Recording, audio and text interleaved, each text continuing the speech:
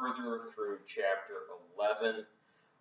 Next couple chapters, just to make sure that we are absolutely on track. So you are developing the character of Edna Pontellier and how she sort of progresses through her specific awakening. So as far as your notes go, what I'm going to do today is I'm going to walk you through chapters 11, 12, 13 to make sure that you and I are on the absolute same page. So I'm looking down because here are the notes that I absolutely took in my reading of the material today. So there's no there's no play pause it, there's no specific detail other than making sure that you're reading, and I'm going to walk you through the notes. So in the awakening, chapter 11, as we see Edna's first real act of defiance.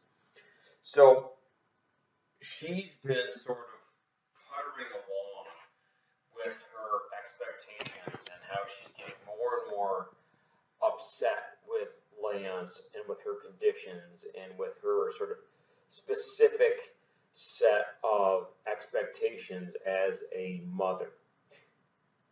As she gets more and more upset, this is where we start seeing in chapter 11 and progressively more as we go through the text, how she challenges the social expectations placed on her in Creole society, in Louisiana society. So her first real act of defiance is after the fight with Lance, she goes out and she sits on the porch, and even though he comes out and cajoles and tries to pacify her, she refuses to come in. It is significant, and I was going to use horribly significant, but it's important that she defies what her husband wants. She comes in and she says, I refuse what you have to say. I refuse to come in. I refuse to come off the porch. Now, if we look at what's occurred at other places in the novel, when she's outside, she's sitting on this porch, it's where she's most connected to her awakening. This is where the environment seems to have the greatest impact. So my note here is that Edna's her first real act of defiance is that she refuses to be at the beck and call of her husband. And the line that I pull out of chapter 11 is that she perceived that her will had blazed up. And I find this significant because we see it happen more and more after chapter 10 and moving since she has her awakening. Again, the idea is that she perceived that her will had blazed up. That all of a sudden, something's ignited the fire in her personality. She is stubborn, but she's also resistant to being, she's really resistant to the identity of being only a mother woman. The identity of that she only exists in what her husband expects her to be. So she perceived that her will had blazed up. She is stubborn and resilient. Now, the line, she perceived that she had blazed up, as in chapter 11, fairly early, I think it's on the first page of 11. I would make sure that you indicate that in your notes, and you can certainly hold on to that idea. I find it tremendously significant in her awakening process that she's now standing up to Lance. She's shed this passive personality of the compliant woman, and she's beginning to certainly evolve as a character. So if I look at page 32 in your text, for example, when I went through, I made sure that I had significant details. So I'm going to go to page 32 in your text, and I have a highlighter in here to absolutely be able to indicate. So this is the second full paragraph. Mr. Pontillier had prepared for bed, but he slipped on an extra garment. He opened a bottle of wine, of which he kept a small and secret supply in a buffet of his own. He drank a glass of the wine and went out on the gallery and offered a glass to his wife. She did not wish any. He drew up the rocker, hoisted his slippered feet on the rail, and proceeded to smoke a cigar. He smoked 2 cigars. Then he went inside and drank another glass of wine.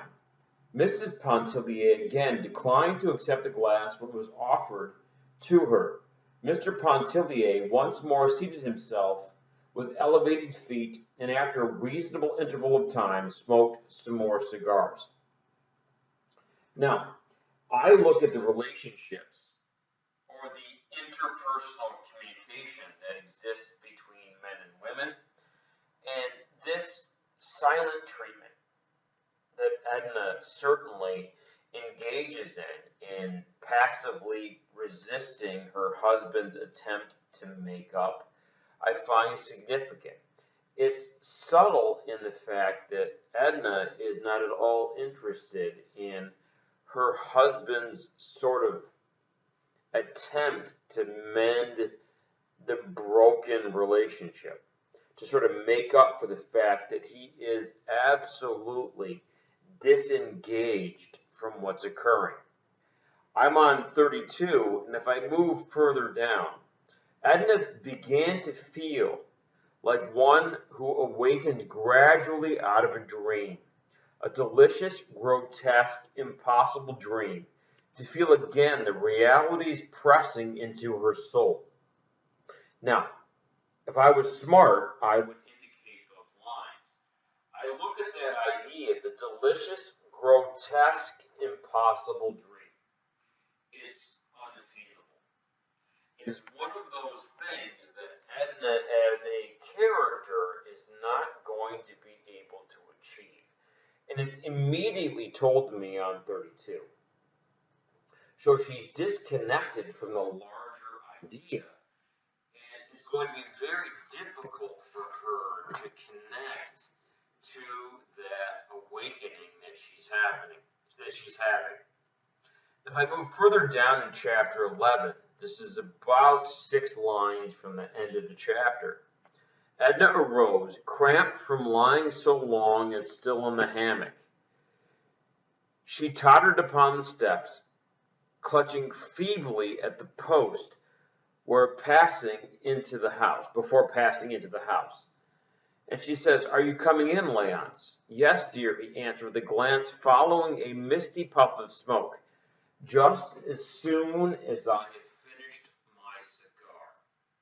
I want to look at the relationship or the interactions between Edna and her husband and how he's entirely disconnected from what is occurring with Edna and her personality.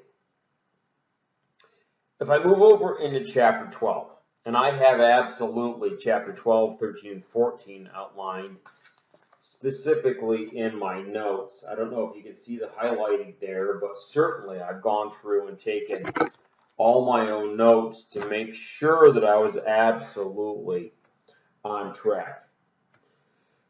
Chapter 12 opens with Edna. She slept only a few hours. So we see the transition in her character continuing. She's hypersensitive. She is absolutely tuned in to her own specific awakening. It says further on that page, it's her half-awakened senses of something unattainable. Please take your notes and make sure that that's in there. The half-awakened senses of something unattainable. She's very aware that there's something outside that is grabbing her attention, but she's, as of yet, still unaware of what that is. Pardon me. I attribute this to her coming awakening. As she grows as a character, it becomes more and more difficult for her to be able to ignore what is going on. I think also significant is the introduction of Mariquita. As it says in the text, that she has a piquant face or a pleasant face, and she has dark eyes. And it says, and I quote, her hands were small, and of course I can't read my own handwriting, but I believe it says that her hands were coarse. I'm sorry, her hands were small and coarse. So the question I wrote in my notes is, how does Chopin develop the hand imagery?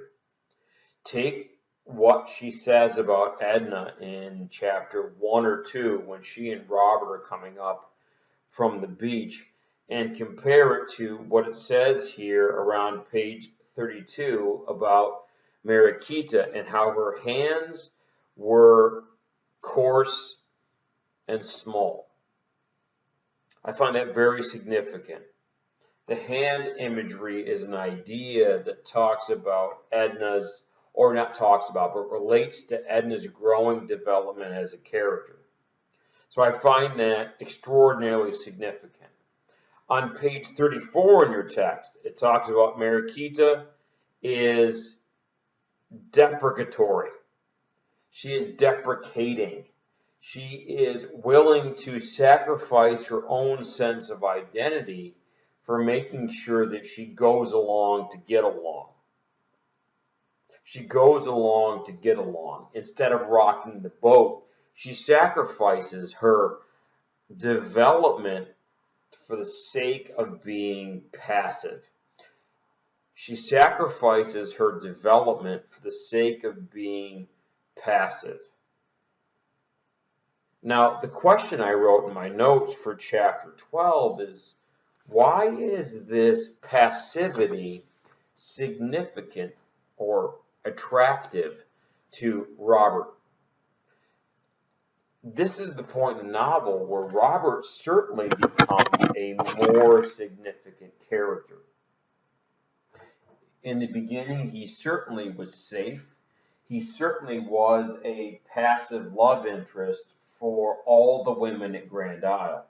I think here is where he starts developing as a problem. He crosses over from the friend zone into this. There's something dangerous about Robert, how he fulfills all of those sort of undeveloped ideas about love and relationships that Edna's looking for. I'm looking down at the notes that I took when I was reading, and it says, why does Edna envy Mariquita? Why is she jealous of what Mariquita represents in the story? I would expect that on a test, on a emergent feminine voice final paper, you would have the ability to address this idea. I also find it significant because this chapter ends at Mass, the very much Catholic Mass where they all gather and they develop this connection to a larger religious idea. The chapter ends at Mass at the quaint little Gothic church of Our Lady of Lourdes. Now, I took that quote, the quaint little Gothic church of Our Lady of Lourdes. Take a moment here. Gothic. Gothic is all about the development of uncontrolled emotion. It's about these competing feelings about passion and restraint. So that certainly is going to outline the conflict that Edna has in her own understanding of her awakening. And I also find the Our Lady of Lourdes, the reference. Lourdes is Lourds. if you have any understanding of how Catholic saints work, Bernadette of Lourdes suffered immensely, and then she discovered the fount of holy water at the shrine of Our Lady of Lourdes. So that stands out to me, that Edna is very much like Bernadette of Lourdes, and that she's discovering something in and of herself that is hugely significant. So I wrote down in my notes this idea of the Gothic, and then the idea of Our Lady of Lourdes, Bernadette. Why is she a symbol for Edna? That's going to be something that I'll ask you to demonstrate and explain. So I'm going to stop this particular version of the video at the end of chapter 12. I'm going to post the rest of my notes on chapter 13 here as well, so that we have absolutely everything that we need moving forward. So make sure that you are reading and you're developing these concepts as you go. I would expect that Monday or Tuesday you're going to have an opportunity to reflect on these ideas. So make sure that you have it moving forward. I transitioned to this slide so that I know that you and I are on the same page in regards to specific themes. So you should have a developed understanding of Edna and how she deviates from the typical mother-woman role. And that's why I have Adele down as a specific character to focus on. I think it's also valuable to contrast this with Mademoiselle Reisz as a specific character, and to look at others, such as Madame Antoine, as contrasts to Edna and her character development. I think it's also important to understand how the Catholic Louisiana culture limits Edna's growth as a character and why it's going to be painful for her to break from these cultural norms. And lastly, my third point here is an understanding of how both Léonce and Robert limit Edna in her self-expression. How both characters are going to be responsible for holding Edna back in her personal growth. Certainly some significant ideas to attend to as you're developing. So this piece was designed to be about chapter 13, but as I was going through my notes, I went to page 32 in the text, and right above chapter 12 in the text, I found something significant. So there's a couple things here before I move on to 13. So turn to page 32 in this particular text. I realized that it was upside down. And this is the long paragraph that is on page 32. So it says, Mr. Pontellier had prepared for bed, but he slipped on an extra garment. He opened a bottle of wine, of which he kept a small and select supply at a buffet of his own. He drank a glass of wine and went out on the gallery and offered a glass to his wife. She did not wish any. He drew up the rocker, hoisted his slippered feet on the rail, and proceeded to smoke a cigar. He smoked 2 cigars, then he went inside and drank another glass of wine. Mrs. Pontellier again declined to accept a glass when it was offered to her. Mr. Pontellier once more seated himself with elevated feet, and after a reasonable interval of time, smoked some more cigars. We're seeing a growing distance between Edna and Léonce as she moves and grows as a character, and he remains very much stagnant. So I think that's significant. Now, I did go back to chapter 11 because I think that was horribly significant. I look at my chapter 12 and I find significant pieces of this text as well. So if you go to the top of page 33, it says, leaving only an impression upon her half-awakened senses of something unattainable. She was up and dressed in the cool of the early morning. The air was invigorating and steadied somewhat her faculties. However, she was not seeking refreshment or help from any source, either external or from within.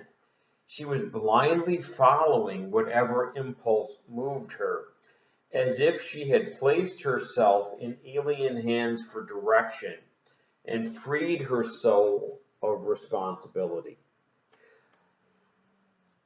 Here on page 33 in chapter 12, Edna is very much at the whim of her awakening. She is a passive character trying to discover what this means, what this awakening means, about what the impact that this is going to be on her character. I also look further down on page 33 in the text, 3 paragraphs up from the bottom, and it says, she had not thought of coffee, nor of anything. He had told her he had often noticed that she lacked foresight. I think this idea that Edna lacks foresight is both ironic in the fact that Edna isn't really prepared for anything that's happening to her. And it's significant in the fact that Edna lacks an understanding of what is occurring to her as a character. I'm mentioning this because I think that when she gets to that understanding, or when she catches on to what this ultimately all means, it's going to be catastrophic. It is going to be so crushing to her character that I think it's going to have a significant impact. And what I'm doing here for our flip lesson is making sure that you and I are talking about the exact same thing. This is in chapter 12.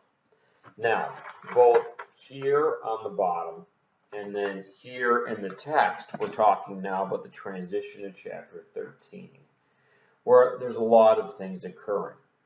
If you look at the very first line of chapter 13, it says a feeling of oppression and drowsiness overcame Edna during the service. Look at how Chopin challenges the overly conservative culture of Louisiana Christians. Edna's gone to Mass, and she finds Mass to be oppressive. She finds Mass to be extraordinarily restricting for her as a character. So her awakening certainly does not connect well with the conservative ideas of Catholicism and what Louisiana Christians and Louisiana Catholics, represent in the overall development of the story. So I find this to be really important for the development. It says a feeling of oppression and drowsiness overcame Edna during the service. So the question I raise, and I highlighted this on my page, is how has religion, specifically Mass for a Catholic, I'm recording this on a Sunday at roughly 7 o'clock at night, so we've all had the opportunity to go to church. We would all have the opportunity, of course, if the Catholic churches weren't closed because of coronavirus. But again, this idea of Mass and how Christianity and Catholicism and overly conservative ideas really get in the way of Edna's awakening. And the drowsiness that overcame Edna during the service. I find this hugely important in our understanding of what's going on. This drives Edna to the house of Madame Antoine. So make sure you understand who Madame Antoine is and why is it significant that this is where Edna goes. I assert in this novel that even though Chopin may be somewhat immature in the way that she develops the images, every piece that she includes is appropriately significant. So why does Edna go to the house of another woman to find sort of rest? Because she goes there and ultimately she takes a nap. And this sort of furthers her sense of awakening. This is right around page 35 in your text. My note is on page 36, it talks about the seductive voice of the sea and how the ocean seems to call to Edna as a character. Please track this image and this idea as you move through your text. Page 36. So if I go and I'm sitting here in front of you with page 36 in front of me, and I'm trying to find how still it was, with only the voice of the sea whispering through the reeds that grew in the saltwater pools. The long line of little gray, weather-beaten houses nestled peacefully among the orange trees. It must always have been God's day on that low, drowsy island, Edna thought. They stopped, leaning over a jagged fence made of sea drift, to ask for water. A youth, a mild-faced Acadian, was drawing water from the cistern, which was nothing more than a rusty buoy, with an opening on one side sunk in the ground. The water which the youth handed to them in a tin pail was not cold to taste, but it was cool to her heated face, and it greatly revived and refreshed her. Now, so that you see this, it's right here on the page, and you see my bracket over here.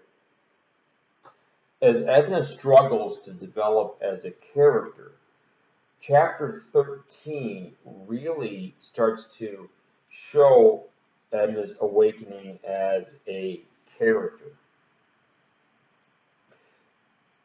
I also move over to page 37. And again, for you, this is up here. And I don't know if you can see my bracket, but certainly as we talk, it says Edna, left alone in the little side room, loosened her clothes, removing the greater part of them. She bathed her face, her neck and arms in the basin that stood between the windows. She took off her shoes and stockings and stretched herself in the very center of the high white bed. How luxurious it felt to rest thus in a strange, quaint bed, with its sweet country odor of laurel lingering about the sheets and mattresses. Edna is finding expression outside of her standard norms. She's finding all of these different environments to be extraordinarily significant. And I think that certainly is going to lead us forward in Edna's development. So chapter 13, when she goes to talk to Madame Antoine, this is a big moment for Edna. I look here again at my notes that I took earlier today. If I look at page 37 in the last paragraph, where it says, I believe it says, with the conviction, go to the highlighted on page 38. So my notes, it talks about the conviction that Edna develops as a character. So at the top of page 38, it says, she peeped out at him 2 or 3 times as she stood washing herself in the little basin between the windows. There's a big moment there. More significant is right here in this section, where as Edna awakens to this new reality, she says, how many years have I slept? The whole island seems changed. A new race of beings must have sprung up, leaving only you and me as past relics. How many ages ago did Madame Antoine and Tony die? And when did our people from Grand Isle disappear from the earth? She's in a vastly different place than she was prior to going to Mass and prior to separating herself from the convictions and the ideas that were restraining her as a character. If I go to the last two paragraphs on page 39. And what story she told them? But twice in her life she had left the Chenier Caminada, and then for the briefest span. All her years she had squatted and waddled there upon the island, gathering legends of the Baratarians in the sea. The night came on, with the moon to lighten them. Edna could hear the whispering voices of dead men and the click of muffled gold. I specifically tie these voices that Edna hears to the voice of the sea. It said earlier that the seductive voice of the sea was an important idea. So please make sure that you have that material in your notes. The last paragraph on 39. When she and Robert stepped into Tony's boat with the red lateen sail, misty spirit forms were prowling in the shadows and among the reeds, and upon the water were phantom ships speeding to cover. I look at Edna's process, and I look at the red sails. I look at the spirits that she sees. I talk about the awakening, the development that Edna has as a character, specifically in this text. So today's lecture, chapters 11, 12, and 13, are very much transitional in the development of Edna Pontellier as a character. So make sure that as you're sitting here on this Sunday, for you it's going to be a Monday morning, that you're tracking the notes and you're developing your ideas as you move through this. What I want you to do with these ideas is to have a real good understanding of where Edna develops as a character. I know we're continuing with all of this distance learning and making sure that we're progressing forward. So I've walked you through 13 chapters of The Awakening. I will continue tomorrow on my breaks throughout the teaching day to make sure that I'm fleshing out these details. If you have any questions, comments, or concerns, make sure you shoot me an email. And make sure you watch all of this so that you and I are on the same page. Okay, so I'm here at the 15-20 mark of this second segment. So good luck, Godspeed, and make sure you're tracking your detail.